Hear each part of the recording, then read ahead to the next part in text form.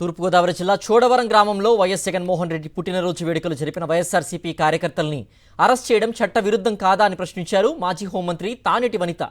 గతంలో హిందూపురంలో బాలకృష్ణ ఫ్లెక్సీకి పొట్టేలు తలలు దండ వేసినప్పుడు, చంద్రబాబు ఫ్లెక్సీ వద్ద రక్తాభిషేకం జరిగినప్పుడు ఎందుకు చర్యలు తీసుకోలేదని నిలదీశారు.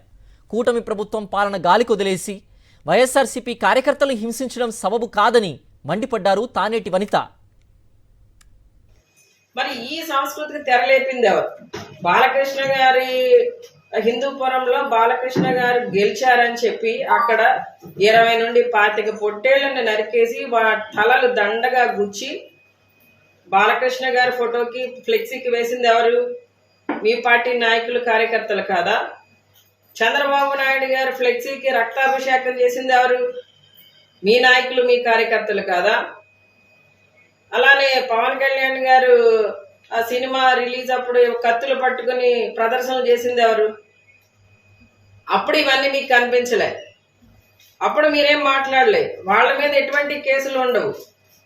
అంటే ఈ రోజున చట్టం అనేది వైసీపీ కార్యకర్తలకి ఒక రకంగాను, కూటమి కార్యకర్తలకి, తెలుగుదేశం కార్యకర్తలకి ఒకలాగానే ఉందండి చట్టం. అలా చేశారా? పోనీ ఈ ప్రభుత్వంలో